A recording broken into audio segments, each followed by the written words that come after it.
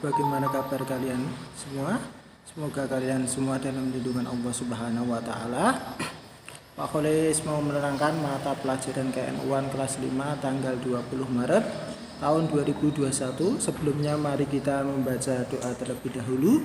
Rabbi zidni ilma warzuqni fahma, amin ya rabbal alamin. Materi selanjutnya KN1 kelas 5 adalah mendirikan pesantren Tebu Ireng halaman 76 ya, mendirikan pesantren Tebu Ireng halaman 76. 3. Mendirikan pesantren Tebu Ireng pada tahun 1899, Kiai Hasim membeli sebidang tanah dari seorang dalang di Dukuh Tebu Ireng, letaknya kira-kira 200 meter sebelah barat pabrik gula cukir. Pabrik yang telah berdiri sejak tahun 1870. Dukuh Tebu Ireng terletak di arah timur desa Kerah, kurang lebih 1 km. Di sana beliau membangun sebuah bangunan yang terbuat dari bambu, Jawa teratak ya, sebagai tempat tinggal. Dari teratak kecil inilah embrio pesantren Tebu Ireng dimulai.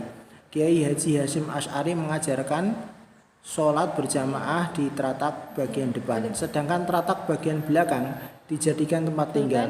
Saat itu santri berjumlah 8 orang dan 3 bulan kemudian meningkat menjadi 28 orang.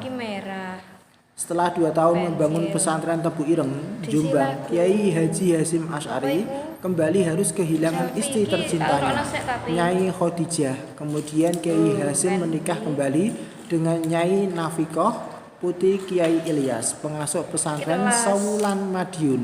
Dan pernikahan ini Kiai Haji Hasyim Asy'ari dikaruniai 10 anak, yaitu yang pertama Hana, yang kedua Hainiyah, yang ketiga Aisyah, yang keempat Azah, yang kelima Abdul Wahid, yang keenam Abdul Hakim, yang Abdul Kholik ada 7 Abdul Karim, 8 Ubaidillah, 9 Masurah, 10 Muhammad Yusuf. Pada akhir dekade 1920-an, Nyai Nafikoh wafat, sehingga Kiai Haji Hasyim Asy'ari menikah kembali dengan Nyai Masurah, putri Kiai Haji Hasan, pengasuh pondok pesantren Kapurjo, Pagu, Kediri. Dari pernikahan ini Kiai Haji Hasyim Asy'ari dikaruniai 4 orang putra putri, yaitu 1 yang pertama Abdul Qadir, yang kedua Fatimah, yang ketiga Khadijah, yang keempat Muhammad Yakub. Peran beliau dalam kemerdekaan Indonesia dalam perjuangan dari penjajah begitu kuat. Keberadaan Kiai Hasyim menjadi perhatian serius penjajah, baik Belanda maupun Jepang berusaha untuk merangkulnya. Di antaranya ia pernah dianugerahi bintang jasa pada tahun 1937. Tapi ditolaknya. Justru Kiai Haji Hasyim Asy'ari sempat membuat Belanda kelimpungan. Pertama, ia memfatwakan bahwa perang melawan Belanda adalah jihad, perang suci.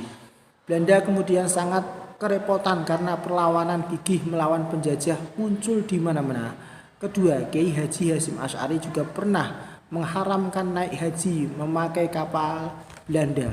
Fatwa tersebut ditulis dalam bahasa Arab dan disiarkan oleh Kementerian Agama secara luas. Hal ini membuat Van der Plas, penguasa Belanda, menjadi bingung karena banyak umat Islam yang telah mendaftarkan diri, kemudian mengurungkan niatnya. Namun sempat juga Kiai Haji Hasyim Asy'ari mencicipi penjara 3 bulan.